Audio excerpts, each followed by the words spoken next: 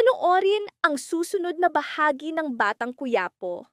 Huwag kalimutang mag-subscribe sa series Explain PH, i-turn on ang bell notification at manatiling nakaantabay para sa aming mga susunod na video. Napuno ang Maynila ng ingay ng mga sasakyan. Walang tigil na busina, nagmamadaling mga yapak, at bigat ng walang katapusang pang-araw-araw na pangyayari. Ngunit sa gitna ng kaguluhan, isang bagong kabanata ang nagsisimula sa buhay ni Tanggol. Sa kanyang puso ay matatag na paniniwala. Hindi siya basta mauupo bilang alkalde. Hindi lamang uupo sa trono ng kapangyarihan. Nangako siyang tatayo kasama ng lungsod sa bawat laban. Bawat unos, bawat sugat. Ang kanyang pangako ay malinaw. Wawasakin ang mga puwersang matagal nang nang-aapi sa Maynila. Lalo na ang anino ng pamilya Guerrero, ang pamilyang minsang naghasik ng takot at yumanig sa buong syudad. Ngunit mula sa balkonahe ng City Hall, habang nakatanaw sa lungsod, nakaramdam si Tanggol ng pangamba. Isang tanong ang bumangon sa kanyang isip, nasaan na ang mga pangakong ipinaglaban nila? Bakit? Matapos ang lahat ng sakripisyo, tila may paparating na bagong unos. Sa kaibuturan ng kanyang puso, naunawaan niya, hindi pa tapos ang tunay na problema. Akala niya'y natapos na ang madilim na kabanata ng mga Guerrero. Akala niya'y nagsimula na ang bagong panahon ng kapayapaan. Ngunit nagkamali siya. Habang dahan-dahan niyang tinutugunan ang mga sugat ng lungsod, lihim na kumikilos ang mga natitirang Guerrero. Tahimik, maingat, mapanganib. Plano nilang muling bumangon, muling buuin ang kanilang kapangyarihan. At sa tamang oras, muling ikakalat ang takot sa Maynila. Ang kanilang mga galaw ay parang malayong unos. Payapa sa simula, ngunit handang sumabog. Samantala, dala pa rin ni Tanggol ang sariwang sugat ng pagkamatay ng kanyang ama, si Ramon. Sa huling sandali, naroon si Roberto, tahimik na nakatayo sa tabi ng kama. Walang salitang binitiwan, ngunit mabigat ang kanyang dibdib. Nasaksihan ni Paulo Garcia ang huling sandali ng matagal na niyang kasama. Alam ni Roberto kung gaano kalalim ang ugnayan ni Ramon at Tanggol. Alam din niyang ang pagkamatay ni Ramon ay mag-iiwan ng sugat na hindi madaling maghilom. Nang bumigay ang huling hininga ni Ramon, sumiklab ang damdamin ni Tanggol. Sa oras na iyon, haharapin niya ang pinakamalaking responsibilidad ng kanyang buhay bilang bagong alkalde ng Maynila. Ngunit kasabay nito, nawala ang kanyang pinakamalakas na sandigan, ang kanyang ama, ang kanyang gabay. Sa mga mata ni Tanggol ay lungkot at kawalan. Kasabay ng dalamhati ay ipinanganak ang matatag na paninindigan. Ipagpapatuloy ni Tanggol ang laban na sinimulan nila ni Ramon. Habang nagdadalamhati si Tanggol, tahimik na nagmamasid sina Miguelito at Roberto, kasama ang ilang tapat na tauhan. Alam nilang, papasok ang lungsod sa mapanganib na panahon. Tila natalo na ang mga Guerrero, ngunit dama ni Roberto ang pangamba. Hindi pa tapos ang lahat, hindi pa tapos ang digmaan. Hindi nag-iisa si Tanggol sa kanyang dalamhati. Si Miguelito man ay sugatan sa pagkamatay ng kanyang ina, si Jackie. Ang pagkawala nito ay nag-iwan ng malalim na sugat sa kanyang puso.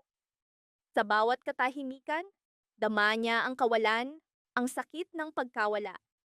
Ang magkahating pagdurusa ay unti-unting nagbago sa ugnayan ni Tanggol at Miguelito. Dati, bawat pagkikita nila ay puno ng galit at tensyon. Ngunit ngayon, tila naglalaho ang puot. Pareho silang nawala ng mahal sa buhay. Pareho silang sugatan. At sa kanilang pagtitig, naunawaan nila, pareho silang biktima ng malupit na mundo. Dumating ang araw ng panunumpa ni Tanggol. Nakatayo siya sa harap ng bayan, puno ng paninindigan. Malinaw ang kanyang tinig, dala ang pangako, babaguhin ang mukha ng Maynila.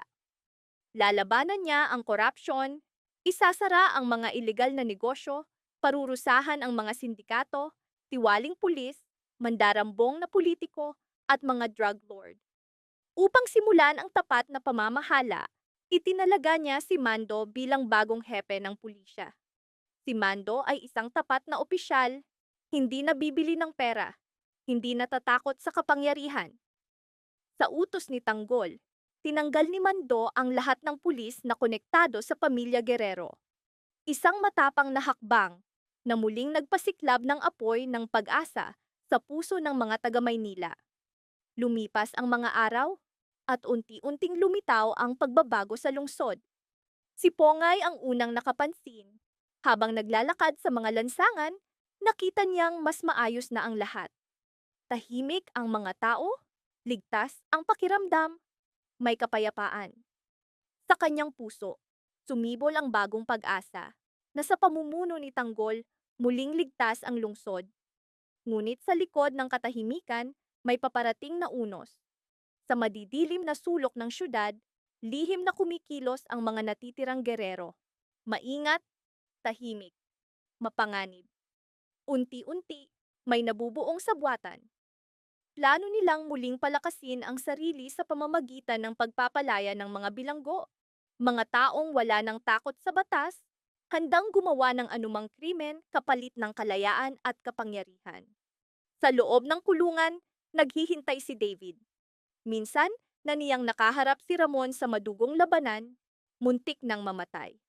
Akala ng lahat, doon na matatapos ang kanyang kwento, na mabulok na siya sa piitan.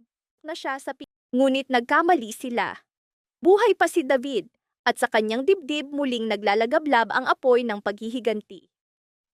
Dumating ang mga tauhan ng Guerrero, at binuksan ang selda ni David.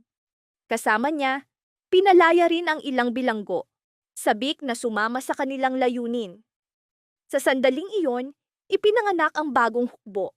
Malupit, walang awa, mga taong walang pakialam sa dugo. Sa labas ng kulungan, malamig ang mga mata ni David. Isa lang ang nasa isip niya, paghihiganti. Hindi pa tapos ang laban. Ang kanyang layunin ay malinaw, pabagsakin si Tanggol at muling ibalik ang takot sa Maynila. Alam ng pamilya Guerrero na malakas si Tanggol bilang alkalde, kaya't hindi nila siya haharapin ng direkta. Sa halip, plano nilang kidnapin ang pinakamalalapit sa kanya, gamitin bilang panakot. Ang unang target, si Alintis, isa sa pinakamahalagang kaalyado ni Tanggol. Gagawin siyang pain upang pilitin si Tanggol sa isang labang maaaring magbago ng kapalaran ng buong lungsod. Pagsapit ng gabi, gumalaw ang mga anino sa mga lansangan ng Maynila. Walang napansin ang karaniwang tao. Akala nila'y bumalik na ang kapayapaan, hindi nila alam na anumang oras ay maaari itong mabasag. Sa kanyang opisina sa City Hall, nakatanaw si Tanggol sa mga ilaw ng lungsod, tahimik at nag-iisip. Hindi niya alam na nagsisimula na ang bagong digmaan, isang digmaang muling yayanig sa Maynila. Ngunit tiyak ang isa, hindi siya uurong. Para sa kanya, ang lungsod ay hindi lamang lugar ng pamamahala, ito ang kanyang tahanan, ang kanlungan ng kanyang mga kababayan. Ipaglalaban niya ito hanggang sa huli. Lalong lumalim ang gabi. Unti-unting nawala ang ingay ng mga sasakyan. Tumigil ang mga sigaw sa lansangan. Parang huminga ang lungsod sa mapanlinlang na katahimikan. Ngunit sa ilalim ng katahimikan, kumikilos ang mga tauhan ng Guerrero. Sa gilid ng syudad, sa isang lumang bodega, nagtipon sila. Sa madilim na silid nakatayo si David, napapalibutan ng mga bagong pinalayang bilanggo. Mga taong nakalimot na sa takot, sanay sa dugo. Tahimik silang nakatingin kay David. Nang magsalita siya, malamig ang tinig. Walang sigaw, walang banta. Iilang salita lamang, hindi pa tapos ang laban. Sapat na iyon, nagningas ang apoy sa mga mata ng mga bilanggo. Para kay David, malinaw ang lahat, hindi sapat ang pagkamatay ni Ramon. Hindi pa kumpleto ang kanyang paghihiganti. Hanggat buhay si Tanggol, hanggat siya ang alkalde ng Maynila, hindi matatapos ang galit ni David. Samantala, sa opisina ni Tanggol, nakakalat ang mga ulat ng krimen, korupsyon, at operasyon ng pulisya. Kasama niya sina Roberto, Miguelito, at Mando. Mabigat ang atmosfera, tahimik. Si Mando ang unang nagsalita. Mayor, may impormasyon na dumating. Nagkatinginan sina Tanggol at Roberto. Alam nilang hindi basta nagsasalita si Mando. Dahan-dahan niyang inilapag ang folder sa mesa. Kumikilos na ang mga natitirang gerero. Mariing kumuyom ang panga ni Tanggol. Yumuko si Roberto, tila matagal nang pasan ang pangambang ito. Mahinang wika niya, "Sigurado ka ba?" Tumango si Mando. May mga bilanggo na nawala sa kulungan. Hindi sila nakatakas mag-isa, may tumulong sa kanila. Nagkatinginan sina Tanggol at Miguelito. Bumalik ang mga alaala, dugo, labanan, mga buhay na nawala. Mahinang bulong ni Miguelito. Kung may pinalaya, ibig sabihin may plano sila. Huminga ng malalim si Tanggol. Ramdam niya ang bigat ng responsibilidad bilang alkalde, bilang anak ni Ramon, bilang taong nangakong ipagtatanggol ang Maynila. Mariin ang kanyang tinig. Hindi natin hahayaang bumalik ang pamilya Guerrero. Ngunit sa kabilang bahagi ng lungsod, nagsimula na ang kanilang unang galaw. Sa madilim na eskinita, huminto ang isang itim na van. Nasa loob ang mga tauhan ni David. Ang kanilang target, si Alintis. Pagod. Pauwi na si Alintis. Walang kamalay-malay. Biglang bumukas ang pinto ng van. Sumugod ang mga lalaki at dinakip siya. Sinubukan niyang sumigaw, ngunit natakpan ang kanyang bibig. Lumaban siya, ngunit natalo ng dami. Sa ilang segundo, naipasok siya sa van at nawala. Sa bodega, naghihintay si David. Dumating ang van at itinulak palabas si Alintis. Nakagapos ang kanyang mga kamay, naglalagablab ang kanyang mga mata sa galit. "Mga duwag," sigaw niya. Ngunit malamig lamang ang ngiti ni David. "Hindi ito para sa iyo," mahina niyang wika. Lumapit siya at bumulong, "Ito ay para kay Tanggol." Sa City Hall, biglang tumunog ang telepono. Tahimik ang silid nang sagutin ito ni Tanggol. Ramdam niya ang bigat sa kanyang dibdib. Sa kabilang linya, ilang segundong katahimikan, hanggang sa marinig ang pamilyar na tinig. Si David. "Mayor Tanggol?" Malamig ang kanyang tinig, kasabay ng nakakatakot na tawa. "Hawak namin ang iyong mahal na kaalyado. Kung nais mong makita siyang buhay," saglit siyang tumigil. Pinatindi ang tensyon. "Magkita tayo." Natapos ang tawag. Dahan-dahang ibinaba ni Tanggol ang telepono. Tahimik ang silid, ngunit sa kanyang mga mata muling nagningas ang apoy. Ang parehong apoy na minsang nagtulak sa kanya sa digmaan. Agad na naunawaan ni na Roberto, Miguelito, at Mando. Muling nagsimula ang bagong labanan. Mas madugo, mas mapanganib, mas personal. At para sa bayan, nagsimula ang bagong araw. Matapos ang mahabang taon ng panunupil, takot, at pamamayani ng makapangyarihang pamilya, sumabog ang galit ng masa. At ang galit na iyon ay hindi na nakatago, hindi na pinatahimik. Isa na itong rebelyon, sigaw para sa tunay na pagbabago. At sa sigaw na iyon, iisang pangalan ang paulit-ulit na binabanggit, Tanggol. Si Tanggol Montenegro. Ang kanyang pag-angat sa kapangyarihan ay hindi naging madali. Hindi ito karaniwang tagumpay. Hindi basta panalo. Bawat hakbang ay puno ng sakripisyo, binabad sa dugo, tinatakan ng sugat at labanan, mga laban na muntik nang kumitil sa kanyang buhay. Ngunit sa matatag na suporta ng mga taga-Maynila, nakamit niya ang imposibleng bagay. Nakuha niya ang upuan ng alkalde.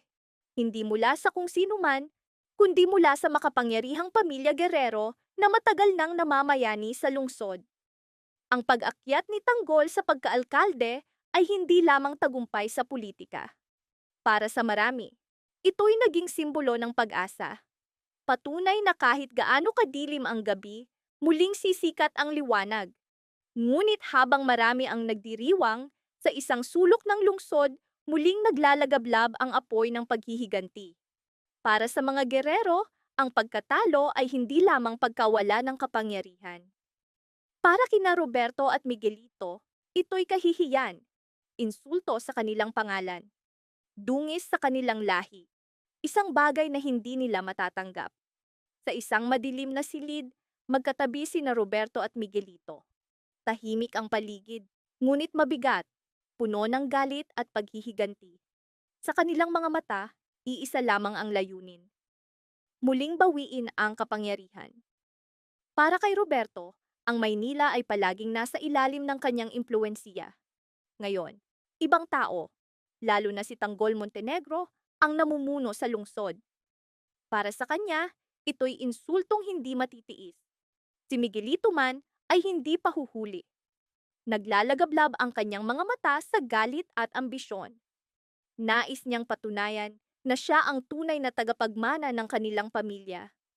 Sa dulo ng kanilang pag-uusap, nagpasya sila, hindi maaaring manatili si Tanggol Montenegro sa kapangyarihan. Doon nagsimula ang kanilang lihim na plano ng paghihiganti. Ang unang hakbang, palayain ang isang nakakatakot na pangalan. Si Rigor de Magiba. Ang pagbanggit pa lamang ng kanyang pangalan ay sapat upang maghasik ng takot. Si Rigor de Magiba ay isang kriminal na walang awa, walang habag. Dahil sa kanyang mga kasalanan, matagal na siyang nakakulong. Akala ng marami, doon na matatapos ang kanyang kwento.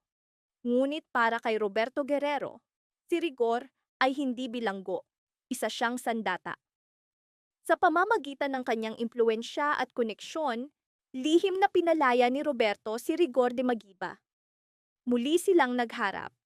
Sa mga mata ni Rigor, walang bakas ng pagsisisi. Ang mga taon sa kulungan ay lalo lamang nagpalalim ng kanyang galit. Para sa kanya, ang kalayaan ay hindi bagong simula, kundi panibagong pagkakataon upang maghasik ng takot. Ngunit, hindi doon nagtatapos ang plano ni Roberto at Miguelito. Ang kanilang laro ng paghihiganti ay nagsisimula pa lamang. Isa-isa nilang tinipon ang mga bilanggo, mga kriminal, mga taong handang pumatay, mga taong ang kailangan lamang ay kapalit, kalayaan. Isa-isa nilang kinausap. Isa-isa nilang inalok ng mapanganib na kasunduan. Tulungan ninyo kaming pabagsakin si Tanggol Montenegro at makakamtan ninyo ang kalayaang matagal ninyong pinapangarap. Sa nakakatakot na sandaling iyon, tumindig si Rigor de Magiba. Mabigat, malamig ang kanyang tinig. Ang pangunahing target ay si Mayor Tanggol Montenegro. Para sa kanya, hindi lamang ito utos ng pamilya Guerrero. Ito'y personal na paghihiganti. Paghihiganti laban sa taong sumira sa kanilang mga operasyon. Nagsimula ang kanilang malupit na kampanya. Dinakip ni Maritz ang ina ni Tanggol. Matagal nang sangkot si Maritz sa mga lihim na gawain ng pamilya Guerrero, ngunit ngayon mas malaki na ang kanyang papel. Ginamit ang ina ni Tanggol bilang pain, isang bitag upang mahulog ang alkalde sa kanilang mga kamay. Kasabay nito, nagbigay si Roberto Guerrero ng nakakatakot na utos. Sabay-sabay na sumabog ang mga bombang itinanim sa lungsod. Isa-isa, yumanig ang mga gusali ng Maynila. Kumalat ang kaguluhan sa mga lansangan. Nagsisigawan ang mga tao, nagtakbuhan. Sa isang iglap, nabalot ng takot ang buong syudad. At kasabay ng mga pagsabog, nagbukas ng putok ang mga armadong tauhan ng Guerrero. Nagbanggaan sila laban sa pulisya. Nalubog ang lungsod sa madugong labanan. Para kay Roberto Guerrero, ang kaguluhan ay mensahe, babala na hindi pa tapos ang kanilang kapangyarihan. Ngunit hindi sila tumigil doon. Nais nilang ipakita ang kanilang hamon sa buong bansa. Sa live na telebisyon, ipinalabas nila ang imahe ng bihag, ang ina ni Tanggol. At doon nila ibinato ang pampublikong hamon. Kung nais mong iligtas ang iyong ina, harapin mo kami. Ang pakikibaka ni Tanggol upang iligtas ang kanyang ina ay naging pagsubok ng kanyang pamumuno. 2 beses siyang sumubok, 2 beses niyang nilagay sa panganib ang lahat, at 2 beses siyang nahulog sa mga bitag. Mabigat ang bawat pagkabigo, Ngunit hindi kailanman nanghina ang kanyang paninindigan. Sa halip, pinili niya ang pinakamahirap na landas. Harapin ang kaaway mag-isa. Nakasuot ng maskara at armado, pumasok siya sa war zone ng Maynila. Umalingaw-ngaw ang mga pagsabog, nagputukan ang mga baril, nagsisigawan ang mga tao, at kumalat ang usok. Handa ang mga puwersa ng gerero, ngunit walang tigil ang laban ni Tanggol. Isa-isang binuwag ang kanilang depensa. Hindi nila inakalang ang isang alkalde ay lalaban ng ganoon kabangis. Walang halaga ang bilang laban sa kanyang determinasyon. Mabagal, masakit, ngunit patuloy siyang sumulong patungo sa kuta ni na Roberto at Miguelito. Bawat hakbang ay sugal laban sa mga nakatagong bomba at mga bitag. Sa loob, nagharap sila ni Miguelito sa mabangis na labanan, suntok, sipa, galit laban sa galit. Bumagsak si Miguelito sa tindi ng puot ni Tanggol. Ngunit si Roberto, nilamon ng kawalan at kalupitan, nag-utos ng pagpapasabog ng mga bomba sa mismong lugar. Bumao ng lupa, bumagsak ang mga debris, at maraming buhay ang nawala. Inakalang namatay si Miguelito sa pagsabog. Ngunit mula sa usok at guho, lumabas si Tanggol, duguan, sugatan, halos hindi makatayo. Nilapitan siya ni Maritz, nanginginig, umiiyak, ang kanyang yakap ay paalala na kahit sa pinakamadilim na digmaan, nananatili ang pag-asa. Ngunit malinaw ang katotohanan, hindi pa tapos ang digmaan. Ang lungsod ay nagdurusa sa sirena, sigaw, at dalamhati. Dumagsa ang mga rescuer, nagsisigaw ang mga sugatan, nagluluksa ang mga pamilya. Ang kaligtasan ni Tanggol ay hindi tagumpay, kundi mabigat na pasanin. Alam niyang hindi lamang ito laban niya, ito'y laban ng buong Maynila. Mabilis na kumalat ang balita. Hindi natagpuan ang bangkay ni Roberto Guerrero. Sa isang lihim na kanlungan, buhay siya. May sugat ngunit naglalagablab sa paghihiganti. Ang pagkamatay ni Miguelito ay lalo lamang nagpasiklab ng kanyang galit. Isa na lang ang kanyang obsesyon. Si Tanggol Montenegro. Mula sa sandaling iyon, nagsimula siyang maghabi ng bagong plano. Mas madilim, mas mapanira, mas nakakatakot kaysa dati. Samantala, dinala si Tanggol sa ospital. Nagsikap ang mga doktor na gamutin ang kanyang mga sugat. Ngunit ang kanyang unang salita ng magising ay para sa kanyang ina. Katahimikan ng sagot, nawawala pa rin siya. Tumagos sa kanyang puso ang katotohanan. Sa isang bodega, nakagapos at nanghihina, nananalangin ang kanyang ina. Pumasok si Roberto, malamig ang ngiti. Sabihin mo sa anak mo, bulong niya. Malapit na niyang mawala ang lahat. Sa ospital, nakatanaw si Tanggol sa bintana. Sa Maynila, isang lungsod sugatan, takot. Ngunit buhay pa rin ang pag-asa. Doon siya nagpasya. Hindi siya maghihintay, hindi siya magtatago. Kung nais ni Roberto ng digmaan, handa si Tanggol na tapusin ito. Nagsimula ang bagong kabanata. Mas madidilim na laban, mas malalim na paghihiganti, at mga lihim na mabubunyag. Ang sagupaan ni Tanggol Montenegro at Roberto Guerrero ay malayo pa sa katapusan. Muling yayanig ang Maynila sa bigat ng kanilang digmaan. Ang kapalaran ng lungsod ay nakabitin, at alam ni Tanggol, ang digmaang ito ay para sa bawat kaluluwa na tumatawag sa Maynila bilang tahanan. Ang hindi pagkakatagpo sa bangkay ni Roberto Guerrero ang naging mitsa ng muling pagliyab ng apoy. Sugatan, duguan, ngunit buhay. Lumitaw siya sa isang lihim na kanlungan sa labas ng lungsod, kasama ang ilang tapat na tauhan. Malamig ang kanyang mga salita. Hindi pa tapos. Ang pagkamatay ni Miguelito ay mabigat na pagkawala. Ngunit sa halip na pahinain siya, lalo lamang nagpasiklab ng kanyang paghihiganti. Isa na lang ang kanyang obsesyon, si Tanggol Montenegro. Mula sa sandaling iyon, nagsimula siyang maghabi ng bagong plano. Mas malupit, mas mapanira. Banta hindi lamang kay Tanggol kundi sa buong lungsod. Samantala, mabilis na dinala si Tanggol sa ospital ng Maynila. Nagsikap ang mga doktor na gamutin ang kanyang mga sugat. Ngunit sa kanyang isipan, iisa lamang ang nananatili. Hindi pa tapos ang laban. Abala ang mga nurse sa paghahanda ng kagamitan, samantalang nagtipon sa labas ang mga opisyal at pulis, sabik na naghihintay ng balita tungkol sa kanilang alkalde. Makalipas ang ilang oras, nagkamalay si Tanggol. Ang unang mukha na kanyang nakita ay si Maritz. Mabigat ang mga mata sa pag-aalala. Mahina ang kanyang tinig. Nasaan ang aking ina? Nakabibinging katahimikan ang sagot ni Maritz. Bagaman nakaligtas si Tanggol sa pagsabog, nawawala pa rin ang kanyang ina. Tumagos sa kanyang puso ang balita, parang talim na sumugat. Pumikit siya, mariing kumuyom ang mga kamao. Alam niya, kung hawak pa rin ng mga tauhan ni Roberto ang kanyang ina, isa na namang bitag ang nakahanda. At sa isang bodega sa labas ng lungsod, nakagapos at nangihina, nananalangin ang kanyang ina. Isang tauhan ni Roberto ang nagbantay.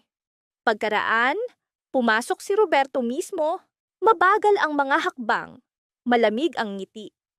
Sabihin mo sa anak mo, pulong niya. Malapit na niyang mawala ang lahat. Sa ospital, nakaupo si Tanggol sa tabi ng bintana. Nakatanaw sa Maynila, isang lungsod sugatan, takot, ngunit buhay pa rin ang pag-asa. Doon siya nagpasya. Hindi siya mananatili sa kama, hindi siya maghihintay. Kung nais ni Roberto ng digmaan, handa si Tanggol na tapusin ito. Nagsimula ang bagong kabanata. Ang mga darating na araw ay magdadala ng mas madidilim na laban, mas malalim na paghihiganti, at mga lihim na mabubunyag. Ang sagupaan ni Tanggol Montenegro at Roberto Guerrero ay malayo pa sa katapusan. Muling yayanig ang Maynila sa bigat ng kanilang digmaan. At alam ni Tanggol, ang digmaang ito ay para sa bawat kaluluwa na tumatawag sa Maynila bilang tahanan. Huwag kalimutang mag-subscribe sa Explain PH series para sa susunod na Batang Quiapo video. Salamat sa panunood!